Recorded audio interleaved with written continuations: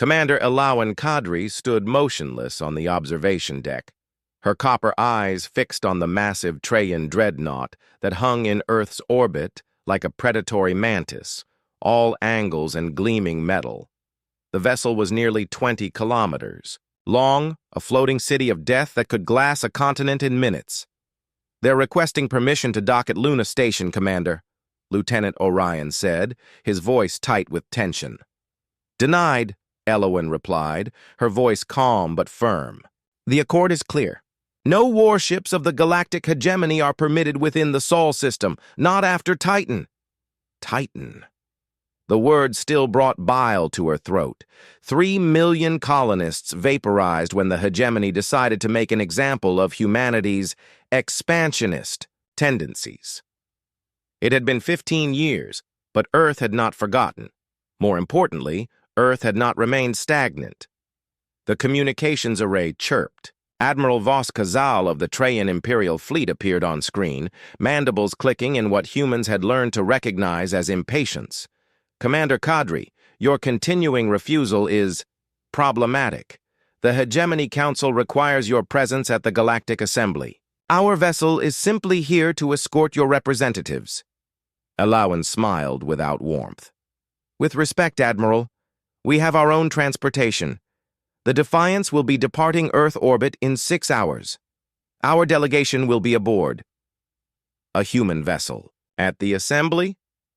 The Trayan's compound eyes blinked rapidly, their version of scornful laughter. "Your primitive technology would embarrass your species. The journey takes 17 cycles in even our fastest ships." "Then we'll see you in 3 days, Admiral," Elowen replied. The Trayan mandibles clacked in what humans recognized as shock. "Impossible. Your species has not developed fold space technology. The equations are beyond your mathematical comprehension." Elowen leaned forward. "Perhaps you should update your intelligence files, Admiral. Humanity has been busy since you, massacred our people on Titan." She nodded to Lieutenant Orion, who cut the transmission. "They're scanning us," the sensor officer reported.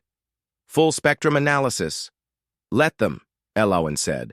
"The Hawking shields will scramble their results." For 15 years, Earth had presented a facade of submission to the hegemony while secretly developing technologies that had been deemed impossible for a species at their development stage.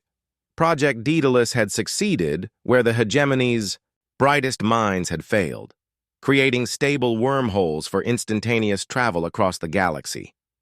"The Admiral is requesting to speak again," Lieutenant Orion said. Elowen nodded.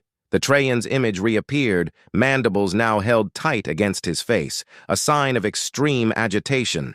"Commander, the Hegemony Council demands you share this technology immediately." "The same council that decided 3 million human lives were an acceptable loss to teach us our place?" Elowen asked. "I think not. The Sol system is now closed to all hegemony warships by order of the Earth Alliance. You have 30 minutes to leave our orbit before we consider your presence an act of war. You cannot threaten the hegemony. We command 10,000 worlds." "And yet here we are," Elowen replied. "Humanity has tolerated your empire for 15 years while we prepared. We no longer need to tolerate anything." 30 minutes, Admiral." As the transmission ended, Elowen turned to her crew. "Prepare the Defiance for departure. It's time the galaxy learned that humanity draws the line at genocide, and we have the technological teeth to enforce it." Outside the viewports, a dozen sleek Earth vessels decloaked around the massive Trayan dreadnought, each small but radiating power signatures that made the alien vessel suddenly look very, very obsolete. Humanity had learned to play the long game, and the galaxy was about to change forever. The Galactic Assembly Hall on Proxima Centauri Station hummed with the voices of 300 species. Representatives from every corner of the hegemony had gathered for what they believed would be a routine trade summit. None expected the diplomatic bombshell about to detonate. Admiral Vos Kazal entered first, his chitinous exoskeleton gleaming under the chamber's artificial sunlight. Behind him, Commander Eloan Kadri led the Earth delegation, 6 humans of varying ethnicities, all wearing the midnight blue uniforms of the Earth Alliance Navy with silver trim. High Chancellor Nix Oberon, the gelatinous leader of the Hegemony Council, undulated slightly in surprise. "Admiral, we expected you 3 days from now. Your vessel must have pushed its engines beyond safety protocols." "My vessel remains in Earth orbit, Chancellor," the Trayan admitted, mandibles twitching in humiliation. "The humans arrived on their own." A ripple of murmurs passed through the chamber. The Quintari ambassador's tentacles curled in disbelief. The avian Floxians ruffled their feathers in agitation. Chancellor Nix Oberon's translucent form clouded slightly. "Impossible. The humans do not possess fold space technology." Commander Kadri stepped forward. "With respect, Chancellor, we do. And more. The Earth Alliance has come to present new terms for our continued relationship with the Hegemony." "Terms?" The Chancellor's voice boomed through the chamber. "Young species do not present terms to the Hegemony." Ilawan nodded to her. Science Officer, Commander Darius Nazari, who activated a holographic display. The image showed Earth surrounded by a network of shimmering energy fields. "This is the Sol System Defense Grid established last year. It can detect any vessel entering our system, regardless of stealth technology. It can also do this." The hologram shifted to show a Hegemony cruiser approaching Earth.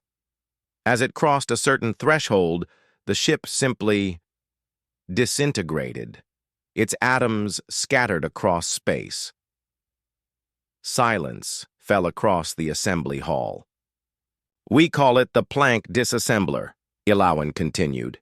"It severs the quantum bonds holding matter together. We've established these grids around all our colonies. Additionally, as of today, we're implementing the Sol Accords, which ban all Hegemony warships from human space."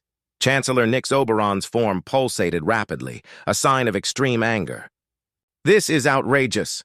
The Hegemony has ruled space for 50,000 years. You cannot simply—" "We can, and we have," Eloan interrupted.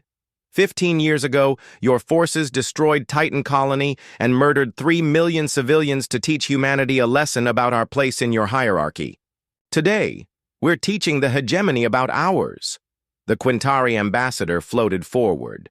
"What prevents us from simply overwhelming your defenses with numbers?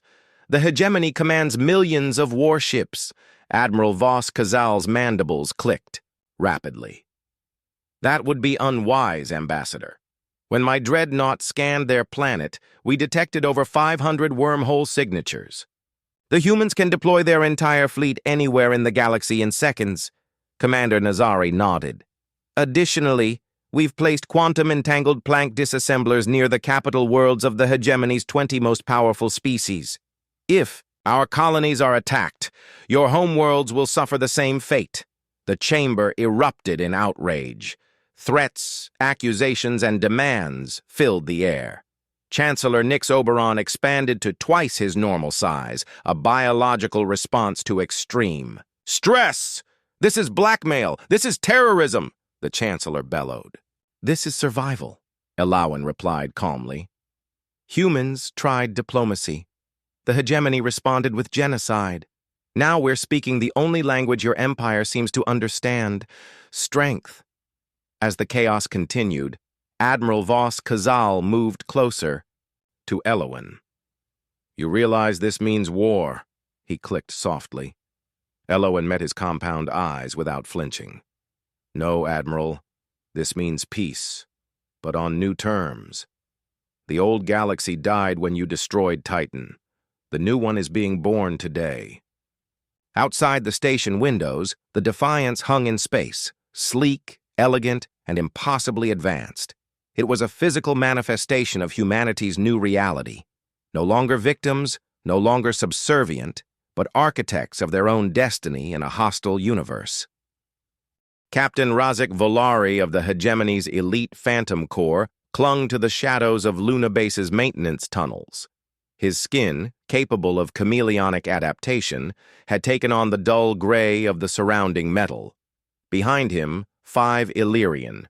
Commandos waited in perfect stillness, their breathing so controlled that not even the sensitive human monitoring systems had detected them. The humans have grown complacent, Razik sub-vocalized through their neural link. 3 months of unchallenged. Dominance has made them overconfident. His mission was simple, but potentially galaxy-changing. Infiltrate Earth's primary wormhole research facility and steal the equations that had given humanity its sudden technological leap. The Hegemony Council had authorized any means necessary, including the elimination of human scientists. Meanwhile, in the diplomatic quarter of New Geneva, Commander Elowen Kadri faced a different kind of battle.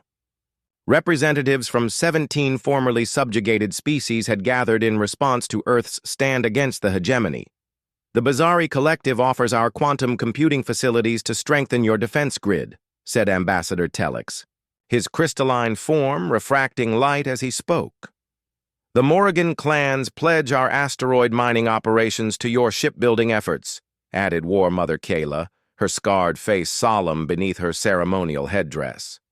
Elowen listened carefully to each offer, aware that these nascent alliances could reshape the galactic political landscape. For millennia, the hegemony had used its technological superiority to keep younger species divided and dependent. Now, with humanity's innovations showing cracks in the Empire's facade, revolution was brewing. "We appreciate your offers," Elowen replied diplomatically. But the Earth Alliance didn't break the hegemony's monopoly on advanced technology just to create our own empire. We propose something different, a federation of sovereign species, where technological advancements are shared equally. "Naive," scoffed the Xandarian envoy, their third eye blinking skeptically. "Power is never willingly shared." "Perhaps that's why your people have been enslaved for 6 centuries, Elowen countered. "The old paradigms clearly don't work. We're offering a new one." As the debate intensified, Elowen's neural implant buzzed with an urgent alert. Security breach at Luna Base. She excused herself swiftly. Back on Luna, Captain Razik had reached the central laboratory. His team had neutralized the guards with non-lethal sonic pulses. The hegemony wanted no martyrs to inflame human resolve. Using specialized tools, they bypassed the quantum-locked doors and entered the sanctum of human innovation. "Download everything," Razik ordered. "Especially the wormhole equations." "Sir," one commando reported, "the data architecture is unlike anything we've seen. It's not responding to our extraction protocols," Razik hissed in frustration. "Use the neural interface, direct connection." The commando hesitated. "Sir, our intelligence suggests human systems may have unique safeguards." "Do it," Razik snapped. "We won't get another chance." The commando inserted the neural probe into the main console. Immediately, his body went rigid, his eyes rolling back as information flooded his neural pathways. It's wrong!" the commando gasped before collapsing. Razik rushed to the console. The screen displayed a simple message. "Quantum honeypot activated. Thank you for your cooperation." Alarms blared throughout the facility. Emergency bulkheads slammed down, trapping the infiltration team. Through the laboratory windows, Razik watched in horror as Earth vessels materialized from wormholes, surrounding the hegemony stealth ship that had delivered them. In New Geneva, Elowen returned to the diplomatic chamber with a grim smile. "It seems the hegemony has made its move," she announced, "and fallen into our trap. We've just captured an elite Phantom Core team and their vessel. More importantly, we've fed their neural networks disinformation that will corrupt any attempt to replicate our technology for the next decade." The gathered ambassadors murmured in appreciation of the strategy. "This was never just about drawing a line," Elowen continued. "It was about redrawing the map. The galaxy stands at a crossroads. Between continued tyranny and a new era of cooperation, Earth has made its choice. What about yours?" As she spoke, Displays around the chamber showed hegemony vessels retreating from contested space throughout the galaxy, the first dominoes falling in an empire that had stood unchallenged for 50 millennia. The Hegemony Council chamber on Axiom Prime had never witnessed such discord. The marble-like floor, designed to enhance the acoustics of reasoned debate, now amplified shouts and threats as the elder species turned on each other. "Your phantom core failed, Razik!" thundered Supreme Legate Morax of the Drakari Imperium. "Humans now possess your most advanced stealth technology." The mission was compromised before it began. Captain Razik snarled back, his chameleonic skin flickering between colors with his anger. "Someone leaked our operational plans." Chancellor Nix Oberon, once the most powerful entity in the galaxy, undulated in distress as his authority crumbled. 17 vassal worlds had already declared independence in the weeks following Earth's stand. Trade routes were disrupted. Military vessels were defecting. "The cancer spreads," the Chancellor lamented. "This human rebellion must be crushed swiftly, or our 50,000-year hegemony ends within a decade." On the outskirts of Tau Ceti, the Earth Alliance vessel Defiance moved silently through the debris field that had once been a hegemony monitoring station.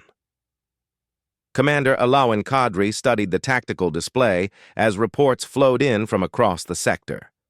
"The Bexari fleet has secured their homeworld," Lieutenant Orion reported. "The hegemony garrison surrendered without firing a shot. The Morrigan clans have reclaimed 3 mining colonies," added Communications Officer Isla Reeves. "They're requesting technical assistance to disable the hegemony control systems." Alawan nodded. "Send them the bypass codes and a technical team." Strategic Officer Veda Nyong'o approached with a grave expression. "Commander, long-range sensors have detected a massive power signature moving toward the Perseus arm. The hegemony has activated the Nexus Array." A chill passed through the bridge. The Nexus Array, a weapon of last resort, capable of collapsing a star into a black hole. The hegemony had used it only once in recorded history, to end the Ascendant Rebellion 3,000 years ago. "They're targeting Bexari Prime," Veda continued. "Estimated arrival in 48 hours. Eloan's copper." Eyes hardened. "They're making an example, just like Titan." "We can't stop the array once it's mobilized," Commander Nazari said quietly. "Even with our technology, it's too massive to disable." "Then we evacuate Bexari Prime," Ilawan decided. "Every civilian, every historical archive, every cultural artifact. We show the galaxy that the hegemony's greatest weapon can no longer terrorize species into submission." Lieutenant Orion looked skeptical. "Bexari Prime has 8 billion inhabitants. Even with wormhole technology, we'd need thousands of ships." "Then we'll get thousands of ships," Ilawan replied. "Send emergency broadcasts to every member of our new federation. This is the moment our alliance proves its worth." Within hours, the greatest rescue operation in galactic history was underway. Earth vessels created stable wormholes throughout the Bexari system as ships from 20 formerly subjugated species converged on the planet. The Morrigan sent their massive mining barges, designed to transport asteroids but now filled with frightened civilians. The Xandarians opened their orbital habitats. The Phloxians converted their atmospheric processing plants into temporary cities. On Axiom Prime, the Hegemony Council watched in astonishment as their ultimate weapon became a catalyst for unprecedented cooperation. 8 billion beings evacuated in 36 hours, Captain Razik reported, unable to hide his amazement. "The planet is empty." When the Nexus Array finally arrived and collapsed Bexari's sun, there was no one left to terrorize. Instead, refugees throughout the galaxy watched on view screens as their homeworld died. And rather than breaking their spirit, it hardened their resolve. Chancellor Nix Oberon's form had shrunk to half its normal size, a physiological response to extreme defeat. "We destroyed a planet and made them stronger." In the observation lounge of the Defiance, Elawan watched the real-time feed of Bexari Prime's destruction. The planet's crust cracked with veins of magma before being pulled into the newborn black hole. "They still don't understand," she said softly to Commander Nazari standing beside her. "The hegemony built its power on fear, but humans, we built on hope. And hope, it turns out, travels faster than light." The Free Systems Alliance, as the new Federation had named itself, established its headquarters on Europa.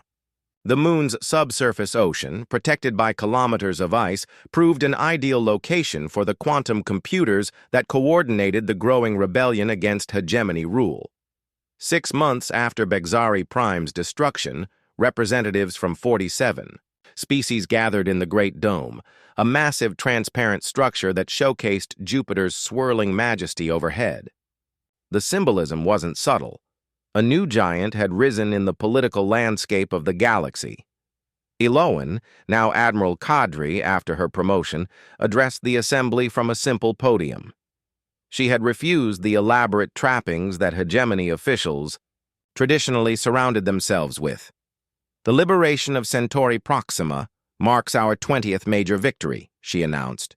"1/3 of the galaxy now stands free of hegemony control." Cheers echoed through the dome. On massive displays, strategic maps showed vast swaths of space highlighted in blue, territories where the hegemony's grip had been broken. "But our greatest challenge lies ahead," Elawan continued. "The hegemony has withdrawn its forces to the core systems.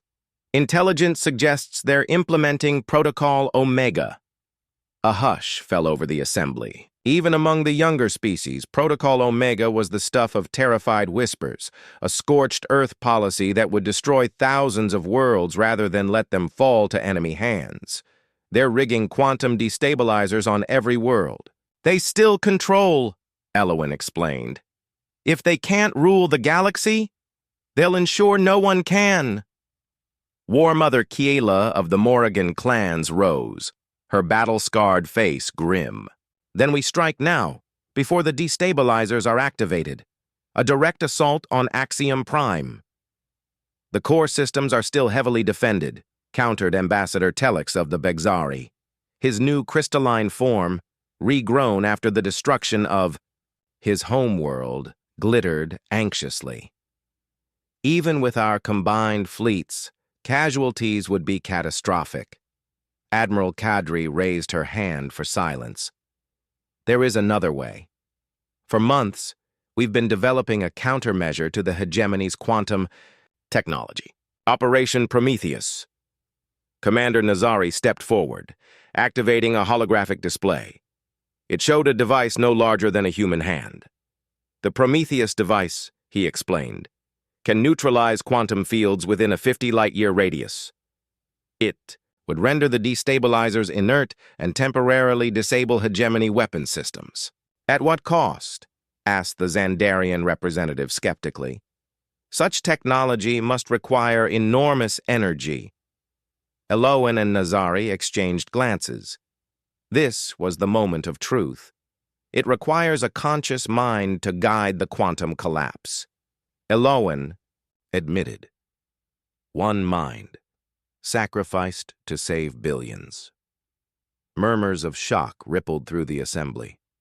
"I've volunteered," Elowan stated simply.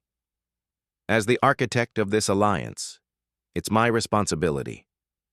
"No." The voice came from the back of the chamber. Captain Razik Valari, former hegemony operative, stepped forward.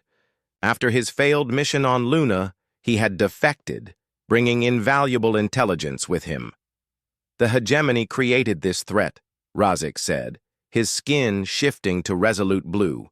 "A hegemony mind should end it."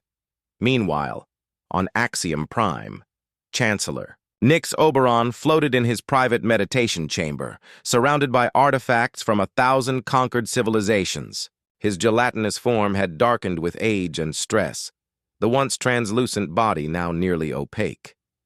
"Is Protocol Omega prepared?" he asked his aide. "Yes, Chancellor. At your command, 5,000 worlds will be rendered uninhabitable. The rebels We'll inherit nothing but dead rocks. The Chancellor pulsated thoughtfully. And the core systems? Shielded, as you ordered. When the dust settles, the loyal species will rebuild the hegemony from here. Send the activation codes, Nix Oberon commanded. Let history remember that we could not be defeated, only defied at a cost too terrible to bear. As the codes transmitted across hegemony space, a small fleet of stealth vessels approached Axiom Prime. In the lead ship, Captain Razek held the Prometheus device against his chest, his mind already merging with its quantum matrix. The greatest glory, he subvocalized to Admiral Kadri through their secure link, is to reshape what you once served blindly. Aloan watched from the Defiance, as Razik's vessel disappeared into a wormhole leading directly to Axiom Prime's core. Moments later, a wave of quantum disruption emanated from the hegemony capital, rippling across space at faster-than-light speeds. Throughout the galaxy, hegemony quantum destabilizers fizzled into harmless scrap. Weapons platforms went dark, and on Axiom Prime, Chancellor Nix Oberon watched in horror as his final solution dissolved before it could begin. What happens now? Commander Nazari asked quietly, standing beside Elowen as they observed the quantum wave's progress. Now, Elowen replied, we prove we're better than our enemies. We rebuild without retribution. We unite without uniformity. She paused, watching the wave reach the farthest edges of the galaxy. And we remember those who showed us that anyone can change, given the chance to be more than what they were made to be. Across the stars, beings of all species witnessed the same phenomenon, a gentle aurora that danced across their skies, the visual manifestation of Protocol Omega's end. Not with destruction, but with light. 1 year later, the galaxy gathered again, not on Europa or Axiom Prime, but on the rebuilt surface of Titan. Where once 3 million colonists had perished under hegemony weapons fire, now stood the memorial Spire, a crystalline structure that captured Titan's perpetual methane rain and transformed it into a luminescent cascade visible from orbit. Admiral Elowen Kadri stood before the gathered delegates of 73 species, former hegemony rulers and former vassals alike. The past year had not been easy. Centuries of exploitation left wounds that couldn't be healed overnight.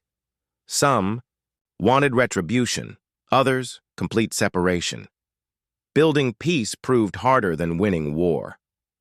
Today marks the ratification of the Galactic Covenant, Elowen began, her voice carrying across the assembly. Not an alliance of convenience against a common enemy, but a lasting framework for coexistence. She gestured to the former leaders of the hegemony, now humbled but included in the new order. Chancellor Nix Oberon had not survived the quantum disruption, but his successor, Lux Meritorious, represented the remaining hegemony species.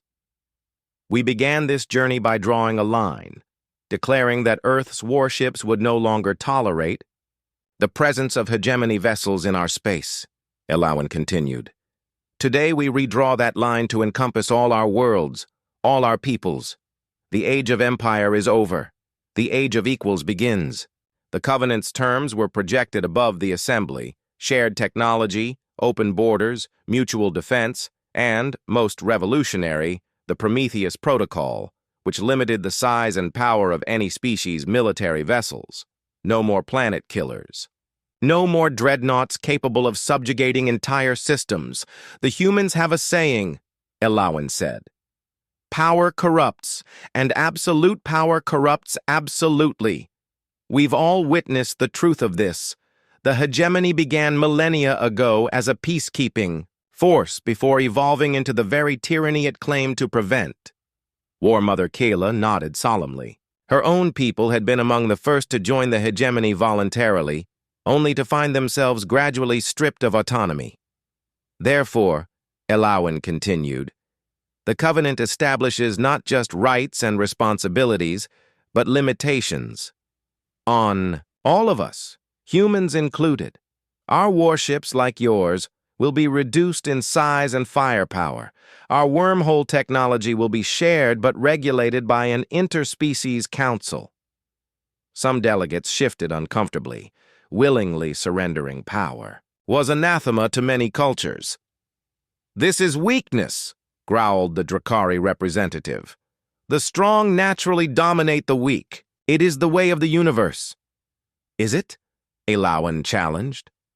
"Or is that simply the justification the strong have always used? Look around you, at what cooperation has accomplished in 1 year that conquest couldn't achieve in 50,000. She gestured to the statistical displays. Trade volumes at historic highs, scientific breakthroughs multiplying as formerly segregated research teams collaborated, quality of life improving across all measured metrics. "Strength through unity, not through domination," Elawan said. "That is humanity's contribution to galactic philosophy." As the ratification proceeded, Elawan stepped away from the podium to stand before the memorial spire. Encoded in its crystalline matrix were the names of every Titan victim, alongside Captain Razik and others who had sacrificed themselves during the conflict.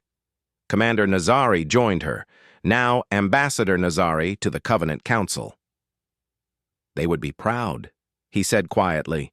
"Especially Razik. He died believing in redemption. Not just believing in it, proving it possible," Elawan replied. "That's the legacy we're building here. Not a perfect galaxy, but one where mistakes can be acknowledged and corrected, where power doesn't justify atrocity." As twilight descended on Titan, the delegates completed the ratification. The spire illuminated in response, projecting a holographic visualization of the wormhole network that now connected all Covenant worlds, a web of light binding former enemies together. On the observation deck of the orbiting diplomatic station, Lux Meritorious approached Elawan later that evening. The new hegemony chancellor's gelatinous form glowed with bioluminescent patterns that indicated emotional complexity.